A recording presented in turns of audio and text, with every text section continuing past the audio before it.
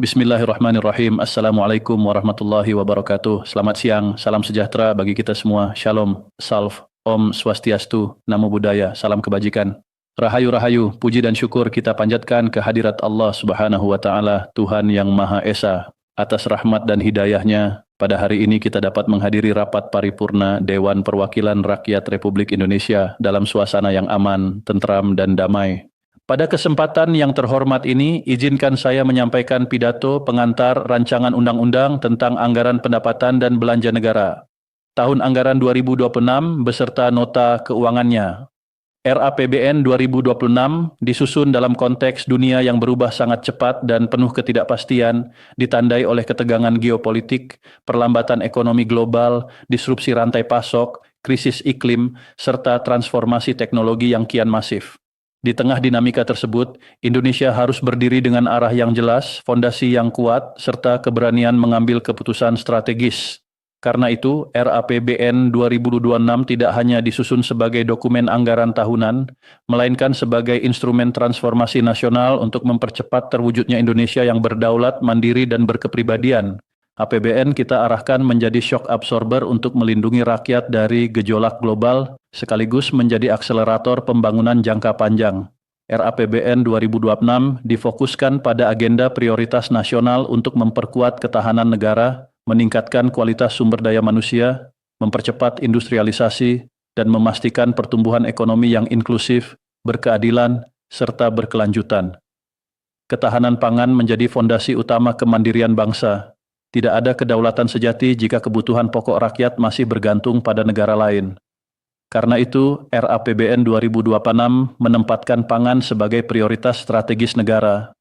Indonesia harus berdaulat dalam urusan pangan, mampu memenuhi kebutuhan rakyatnya sendiri, sekaligus melindungi petani, nelayan, dan peternak sebagai garda terdepan ketahanan nasional. Pemerintah berkomitmen mencapai swasembada khususnya beras dan jagung, menjaga stabilitas harga, memastikan ketersediaan stok nasional serta memperkuat daya beli masyarakat. Upaya tersebut dijalankan melalui pencetakan sawah baru, rehabilitasi dan modernisasi jaringan irigasi, penyediaan pupuk bersubsidi tepat sasaran, distribusi benih unggul, pemanfaatan alat dan mesin pertanian modern, serta perluasan akses pembiayaan murah. Pemerintah juga menjaga keberpihakan kepada petani melalui kebijakan harga pembelian pemerintah untuk gabah.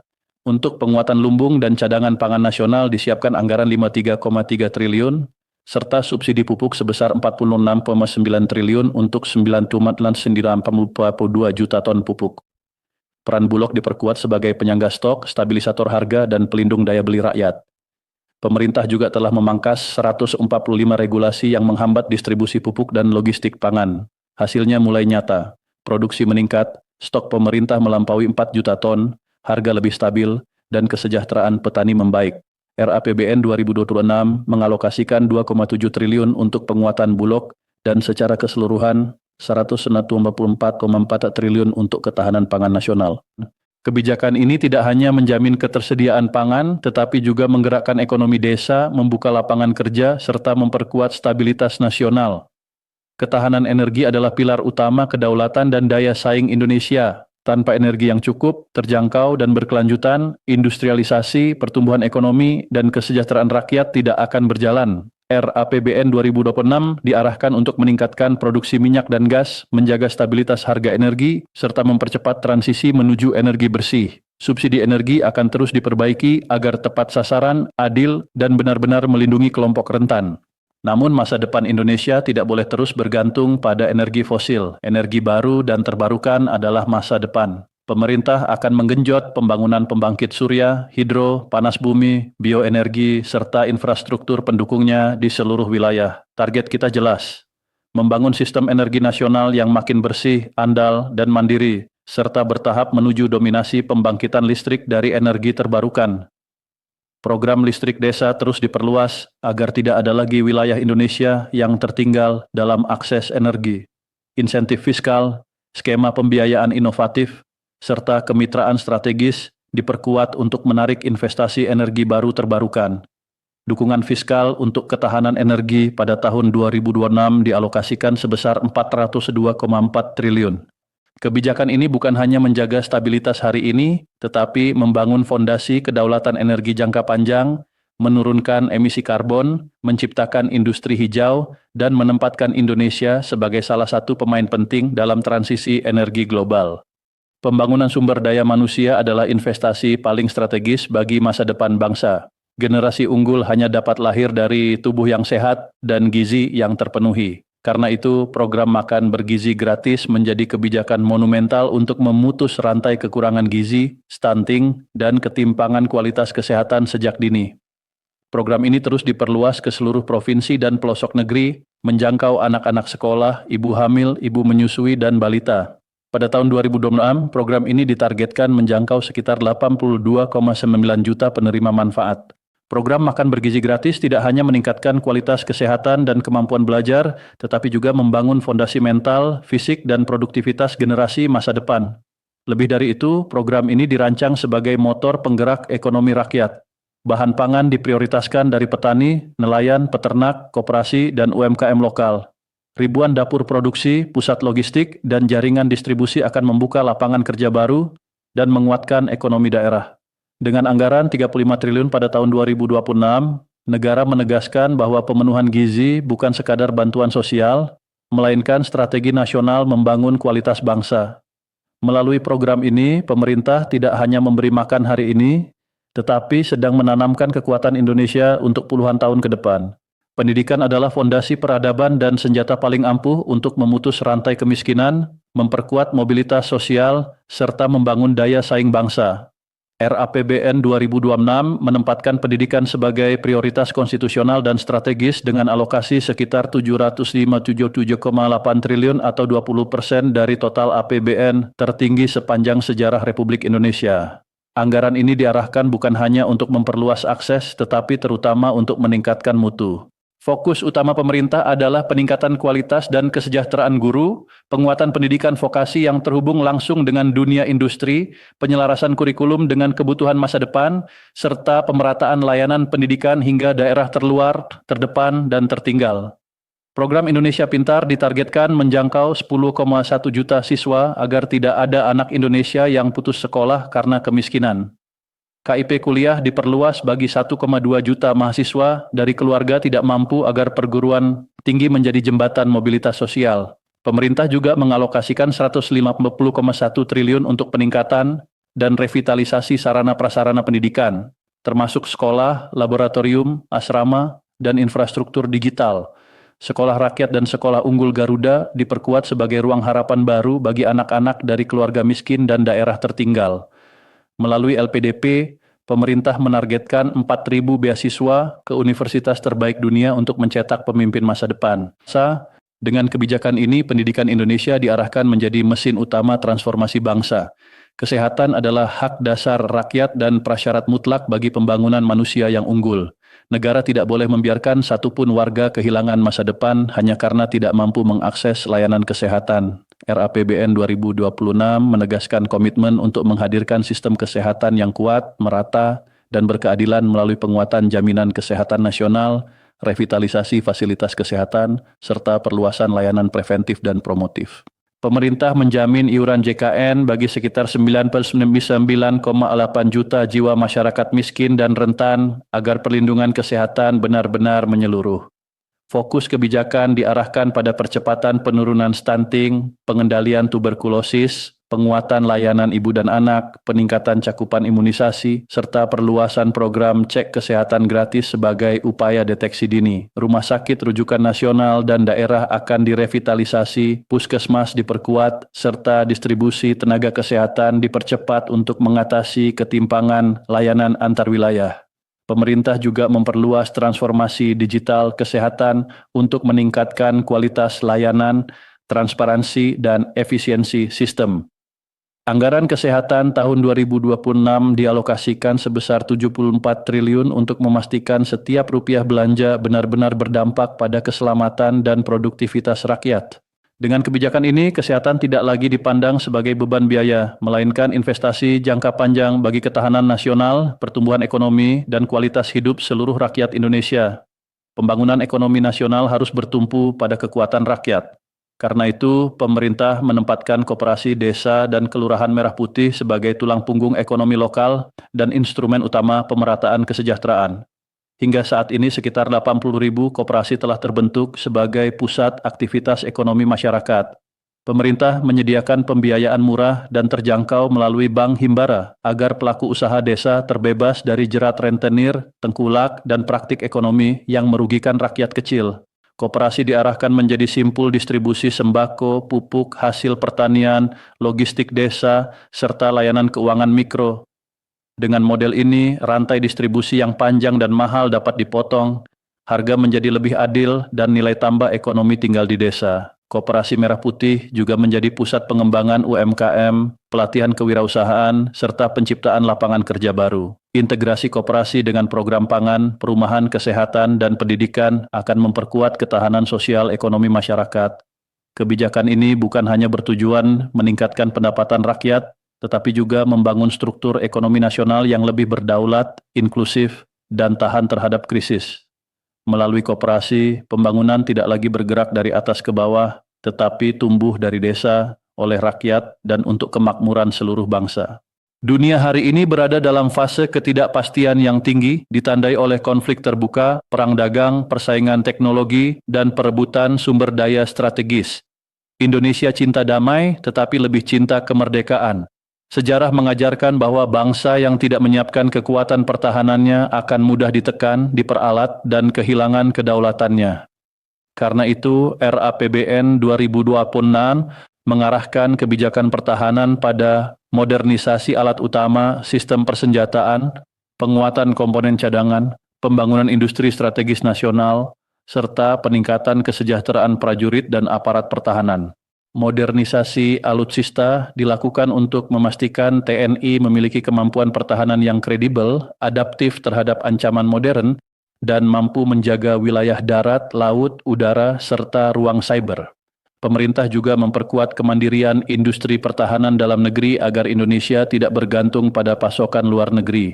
Di sisi lain, Indonesia dikaruniai kekayaan mineral strategis dan rare earth yang menjadi kunci teknologi masa depan.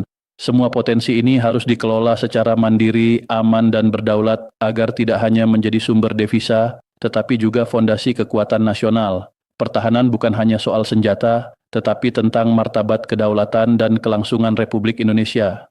APBN 2026 juga dirancang sebagai katalis investasi produktif dan pengungkit integrasi Indonesia ke dalam rantai nilai global. Pemerintah memperkuat peran negara sebagai fasilitator, regulator, dan mitra strategis sektor swasta melalui Danantara Indonesia sebagai kendaraan investasi nasional. Berbagai proyek strategis senilai sekitar 38 miliar dolar Amerika Serikat dipercepat di sektor mineral, hilirisasi, energi, pertanian, perikanan, dan energi baru terbarukan. Fokus utamanya adalah menciptakan nilai tambah di dalam negeri, memperluas basis industri, serta membuka jutaan lapangan kerja berkualitas. Pemerintah juga mendorong perjanjian perdagangan internasional, penyederhanaan perizinan, serta penguatan infrastruktur logistik untuk menurunkan biaya ekonomi nasional. Di sektor perumahan, program 3 juta rumah terus diperkuat melalui skema FLPP, BSPS, dan PPN ditanggung pemerintah. Pada tahun 2026, sekitar 770.000 unit rumah mendapat dukungan APBN sebagai bagian dari upaya mengurangi backlog perumahan, menggerakkan industri bahan bangunan, serta meningkatkan kesejahteraan rakyat. Dengan kebijakan ini, investasi tidak hanya dikejar dari sisi angka, tetapi diarahkan untuk memperkuat struktur ekonomi nasional, memperluas kepemilikan aset rakyat, dan menempatkan Indonesia sebagai pemain penting dalam perdagangan global yang adil dan berkelanjutan. Kerangka makrofiskal RAPBN 2026 disusun secara hati-hati, realistis, dan berorientasi pada keberlanjutan jangka panjang. Belanja negara direncanakan sebesar 3.005,5 triliun yang diarahkan untuk memperkuat ketahanan nasional, meningkatkan kualitas sumber daya manusia, mempercepat transformasi ekonomi, serta melindungi kelompok rentan. Belanja ini difokuskan pada kualitas, efektivitas, dan dampak nyata bagi kesejahteraan rakyat. Pendapatan negara ditargetkan mencapai 2.107,7 triliun melalui penguatan administrasi perpajakan, perluasan basis pajak, optimalisasi penerimaan negara bukan pajak, serta peningkatan kepatuhan tanpa membebani dunia usaha secara berlebihan. Defisit dirancang sebesar 638 triliun atau sekitar 2,48% terhadap PDB, berada dalam batas aman dan terkendali. Kebijakan defisit ini digunakan secara terukur untuk menjaga momentum pertumbuhan ekonomi, mempercepat prioritas nasional, dan melindungi perekonomian dari guncangan global. Pemerintah berkomitmen menjaga rasio utang pada tingkat yang sehat, memperkuat manajemen risiko fiskal, serta memastikan setiap rupiah utang digunakan untuk kegiatan produktif. Dengan kerangka ini, APBN 2026 diharapkan menjadi jangkar stabilitas, motor pembangunan, dan alat pemerataan kesejahteraan yang adil bagi seluruh rakyat Indonesia. Pemerintah berkomitmen menekan kebocoran, meningkatkan efisiensi, serta memperkuat tata kelola keuangan negara di seluruh lini. Setiap rupiah APBN harus sampai pada tujuan yang benar dan menghasilkan manfaat nyata bagi rakyat. Karena itu, reformasi birokrasi fiskal dipercepat melalui digitalisasi sistem anggaran, penguatan pengawasan internal, transparansi belanja, serta penegakan hukum yang tegas terhadap penyimpangan. Pemerintah tidak lagi menoleransi praktik inefisiensi, pemborosan, maupun moral hazard dalam pengelolaan keuangan negara. Target jangka menengah kita jelas, yaitu membangun struktur fiskal yang sehat menuju APBN tanpa defisit, di mana belanja pembangunan semakin ditopang oleh pendapatan negara yang kuat, stabil, dan berkeadilan. Arah kebijakan ini bukan sekadar soal angka, tetapi soal kedaulatan. Negara yang fiskalnya mandiri adalah negara yang bebas menentukan jalan pembangunannya tanpa tekanan, tanpa ketergantungan, dan tanpa mengorbankan masa depan generasi berikutnya. Pengendalian defisit dilakukan bertahap dan terukur tanpa mengorbankan prioritas rakyat dengan memangkas belanja yang tidak produktif dan memperkuat belanja yang menciptakan pertumbuhan, lapangan kerja, serta ketahanan nasional. Optimalisasi penerimaan negara akan dilakukan secara adil, manusiawi, dan berlandaskan keadilan sosial. Pajak bukan sekadar kewajiban administratif tetapi instrumen gotong royong nasional untuk membangun negeri. Mereka yang memiliki kemampuan ekonomi lebih besar akan berkontribusi lebih besar, sementara masyarakat kecil dilindungi dan diberdayakan. Pemerintah akan memperluas basis pajak, memperbaiki sistem administrasi, memanfaatkan teknologi digital, serta memperkuat integrasi data agar perpajakan makin akurat, sederhana, dan transparan. Penegakan hukum terhadap penghindaran pajak, manipulasi, dan penyelundupan akan diperkuat, namun pelayanan kepada wajib pajak juga ditingkatkan agar kepatuhan tumbuh karena kesadaran. Pemerintah memastikan kebijakan pajak tidak mematikan dunia usaha, tidak menekan UMKM, dan tidak membebani rakyat kecil. Insentif tetap diberikan bagi sektor produktif, industri strategis, dan kegiatan yang menciptakan lapangan kerja. Dengan penerimaan negara yang kuat, adil, dan berkelanjutan, APBN memiliki ruang makin besar untuk membiayai pendidikan, kesehatan, pangan, energi, pertahanan, dan perlindungan sosial tanpa terus bergantung pada utang. Inilah arah besar reformasi fiskal kita, membangun negara yang kuat melalui penerimaan yang adil dan sistem yang bersih. Aset BUMN Indonesia yang nilainya melebihi 1.000 miliar dolar Amerika Serikat adalah kekuatan ekonomi strategis yang harus dikelola secara profesional, transparan, dan berorientasi pada hasil. Pemerintah menegaskan BUMN tidak boleh hanya menjadi entitas administratif atau beban fiskal, tetapi harus menjadi mesin pencipta nilai, motor industrialisasi, serta sumber return nyata bagi negara. Transformasi BUMN difokuskan pada peningkatan kinerja, efisiensi operasional, tata kelola kelas dunia, serta keberanian masuk ke sektor strategis masa depan seperti energi bersih, hilirisasi mineral, logistik nasional, pangan, teknologi, dan keuangan. Praktik korupsi, konflik kepentingan, dan pengelolaan yang tidak profesional akan diberantas tanpa kompromi. BUMN harus menjadi contoh integritas, bukan pengecualian. Dengan pengelolaan yang bersih, BUMN akan menjadi pilar utama kemandirian fiskal bangsa, penyumbang dividen yang kuat, serta mitra strategis APBN dalam membiayai pembangunan. Lebih dari itu, BUMN harus hadir sebagai instrumen negara untuk menjaga stabilitas, melindungi kepentingan nasional, membuka lapangan kerja, dan memperkuat posisi Indonesia dalam persaingan global. Inilah arah baru BUMN, korporasi nasional yang kuat, berkelas dunia, dan sepenuhnya berpihak pada kepentingan rakyat. Hadirin yang saya muliakan, RAPBN tahun anggaran 2026 bukan sekadar rencana pendapatan dan belanja, tetapi merupakan instrumen perjuangan nasional. Di dalamnya terkandung arah, keberanian, dan cita-cita besar bangsa Indonesia. Kita ingin Indonesia yang berdaulat dalam pangan sehingga tidak ada anak bangsa yang lapar di tanah yang subur. Kita ingin Indonesia yang mandiri dalam energi sehingga masa depan kita tidak ditentukan oleh ketergantungan. Kita ingin Indonesia yang unggul dalam sumber daya manusia sehingga bonus demografi menjadi kekuatan bukan beban. Kita ingin Indonesia yang kuat dalam pertahanan sehingga kedaulatan tidak bisa ditawar. Dan kita ingin Indonesia yang berdaya saing di dunia, berdiri sejajar, dihormati, dan disegani. Semua itu hanya dapat terwujud dengan persatuan nasional, kerja keras kolektif, serta kejujuran dalam setiap amanah. Pemerintah mengajak seluruh elemen bangsa, DPR, DPD, pemerintah daerah, dunia usaha, akademisi, dan masyarakat untuk menjadikan RAPBN 2026 sebagai kontrak kebangsaan dengan niat yang lurus, kebijakan yang berpihak pada rakyat, dan pengelolaan yang bersih. Kita akan melangkah bersama membangun Indonesia yang makmur, adil, dan bermartabat. Terima kasih. Wassalamualaikum warahmatullahi wabarakatuh.